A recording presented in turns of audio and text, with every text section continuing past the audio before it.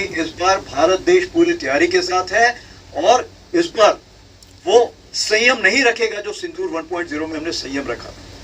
इस बार हम आगे की कार्रवाई करेंगे और कुछ ऐसी कार्रवाई करेंगे कि हो सकता है पाकिस्तान को सोचना पड़े कि उसे इतिहास में भूगोल में रहना है कि नहीं रहना है। अगर उसे भूगोल में अपनी जगह बनानी है तो उसके लिए उसे जो स्टेट स्पॉन्सर टेररिज्म जिसको हम बोलते हैं, यानी कि उसका देश जो टेररिज्म को स्पॉन्सर कर रहा है उसे रोकना पड़ेगा। तो आप अपनी पूरी तैयारी करके रखिए और अगर परवरदिगार चाहेंगे, भगवान चाहेंगे, भाई गुरु चाहेंगे तो बहुत जल्दी ही आपको मौका मिलेगा। उसके लिए all the best. Because of this strikes, there have been radars at least 4 places, command and control centers at 2 places, runway of course damaged at 2 places, then 3 of their hangars in 3 different stations have been damaged, and in that hangar as well as on tarmac we have signs of one C-130 class of aircraft, one AEW&C class of aircraft, and at least 4 to 5 fighter aircraft, most likely F-16 because that base happened to be F-16, which would have been under maintenance that time. Along with that, one SAM system which has been destroyed. And so these are the strikes that, the destruction that has taken place on ground by our strikes. And as far as air defense part is concerned, we have clear evidence of one long-range strike which I talked about, more than 300 kilometers, which happens to be either an AEW&C or a SIGINT aircraft. Along with that, 5 fighters that high-tech fighters of between F-16 and JF-17 class is what our system tells us.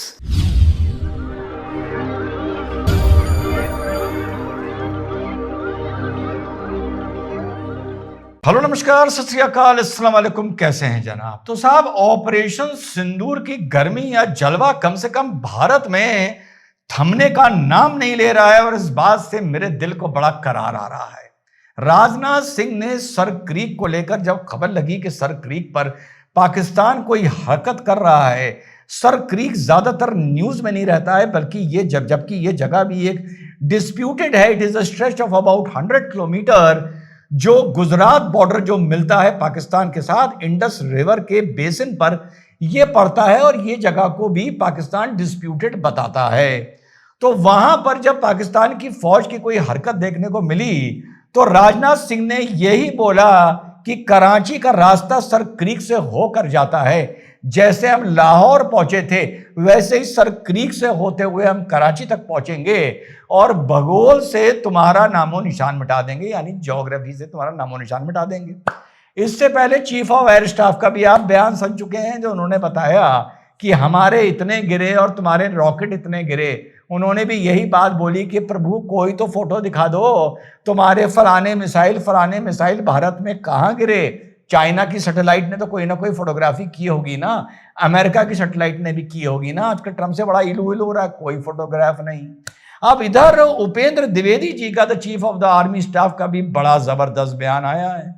उन्होंने स्पष्ट बोला कि अगर पाकिस्तान आतंक पे काबू नहीं करेगा तो अगली बार जो युद्ध होगा उसमें फौज कोई भी रिस्ट्रेन नहीं रखेगी, कोई भी संयम नहीं बरतेगी और सोचना पड़ जाएगा पाकिस्तान को कि तुम्हें ज्योग्राफी से इरेज कर दिया जाएगा। और सिपाहियों को, फौज को संबोधित करते हुए उन्होंने बोला कि परवरदिगार, वाहे गुरु, परमात्मा, जल्दी तुम्हें मौका मिलेगा तुमको, यानी फौजियों को पाकिस्तान की एक बार फिर से कुटाई करने का। क्या है ये? बहुत से लोगों ने मुझसे पूछा, सर ये क्या है? आपको लग रहा है फिर से वॉर होने जा रही है? नहीं, फिलहाल ये जो भी स्टेटमेंट्स दिए जा रहे हैं, चाहे वो राजनाथ सिंह जी दे रहे हो, चाहे उपेंद्र द्विवेदी जी दे रहे हो, मेरे हिसाब से मैंने इसको नाम दिया है पॉलिटिको मिलिट्री स्टेटमेंट्स। आमतौर पे फौज इस तरह के बयान भारत में कभी नहीं दिया करती थी, बयान भी बड़े रिस्ट्रेन रखा करती थी, बड़े संयम में रखा करती थी। लेकिन ये जो बयान है मेरे हिसाब से ये पॉलिटिको मिलिट्री बयान है, सिर्फ पोस्चरिंग के लिए और मैसेज देने के लिए। कौन सा मैसेज देने के लिए? ऑपरेशन सिंदूर में क्या मैसेज दिया गया? क्या ऑपरेशन सिंदूर में यह मैसेज दिया गया कि अगर तुम हमारे ऊपर आतंकी हमला करोगे तो हम तुम्हारे ऊपर सर्जिकल स्ट्राइक करेंगे? सर्जिकल स्ट्राइक तो साथियों पहले भी हो चुका था। मैसेज एक ये दिया गया कि हम पीओके से बाहर निकलकर मेन लैंड पंजाब में भी तुम्हारे ऊपर अटैक करेंगे। कोई बात नहीं, एक पहला मैसेज ये था। और दूसरा मैसेज ये था ऑपरेशन सिंदूर का, जो बार बार आप लोगों ने सुना होगा, एक बार और आप लोगों की तवज्जो चाहता हूं कि न्यूक्लियर ब्लैकमेल तुम्हारा अब नहीं चलेगा। तो अगर कोई मुझसे ये पूछे कि ऑपरेशन सिंदूर ने फिलहाल अचीव क्या किया, कि उनके इतने प्लेन गिर गए, वो एयरबेस पे अटैक हो गया, नूर खां पे अटैक हो गया, बिल्कुल ठीक है, ये चीजें फिर से रिपेयर हो जाती हैं। कोई भी जो पाकिस्तान का डैमेज हुआ होगा वो रिपेयर हो जाएगा। मैं कहता हूं कहीं जो जम्मू में इनकी जो शेल फायरिंग से डैमेज हुआ वो भी रिपेयर हो जाएगा। जो लोग बेचारे वीर गति को प्राप्त हो गए वो वापस नहीं आ पाएंगे, वो एक अलग बात है। लेकिन मैसेज दुनिया में क्या गया? मैसेज गया, लॉन्ग लास्टिंग मैसेज, कि तुम्हारे न्यूक्लियर ब्लैकमेल से अब हम नहीं डरेंगे। अब दुनिया को, अमेरिका को, यूरोप को, चाइना को एक बार पता चल गई है कि मेन लैंड पाकिस्तान में इंडिया अटैक कर सकता है। जो पाकिस्तान के न्यूक्लियर वेपन का जो डिटरेंट माना जाता है वो भारत ने खत्म कर दिया है। मेरे हिसाब से ये पहला लॉन्ग टर्म मैसेज गया है। जो मौखिक नुकसान हुए हैं वो रिकवर हो जाते हैं। अब क्या मैसेज दे रहा है भारत?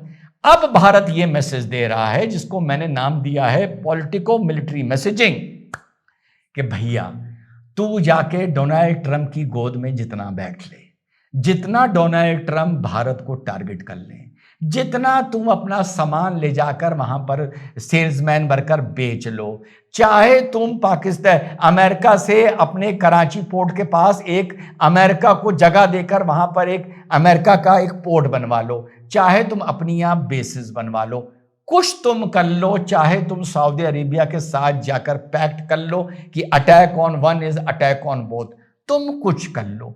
हमारे तुम्हारे रिलेशन में, हमारे स्टैंड में जो हमने ऑपरेशन सिंदूर से 22 अप्रैल के बाद लिया था उसमें रत्ती भर भी फर्क नहीं पड़ा है।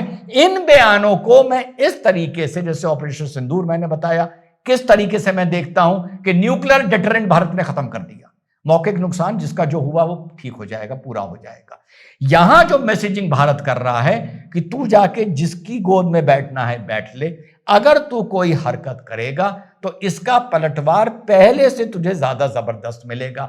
अब उधर से भी जवाब आया है कि कैटेस्क्लाइमिक जवाब देंगे, हम इंडिया के नुक एंड कॉर्नर तक पहुंच सकते हैं, और अगर जवाब नहीं देंगे, अगर अगला युद्ध होगा तो बड़ा कैटेस्क्लाइमिक होगा। इसका मतलब होता है कि भीषण नुकसान होगा, भीषण तबाही मचेगी। मेरे हिसाब से ये पोस्चरिंग की जा रही है। अमेरिका को भी मैसेज दिया जा रहा है, चाइना को तो अभी मैं बात नहीं कर रहा हूं, सऊदी अरेबिया को भी मैसेज दिया जा रहा है कि तुम चाहे जो पैक्ट कर लो, कुछ कर लो, अपनी जियो पॉलिटिक्स के चलते अमेरिका पाकिस्तान को अपनी गोद में बिठा लो, अगर ये हरकत करेगा अगर, तो हम इसे छोड़ेंगे नहीं। और जैसा पहली बार बोला गया था, इस बार बैटिंग नेवी शुरू करेगी, इस बार ज्यादा भीषण युद्ध होगा और अंदर तुम्हें घुस के मारेंगे। कि ये मैसेजिंग, ये मैसेज दिया जा रहा है कि युद्ध होगा। किसको?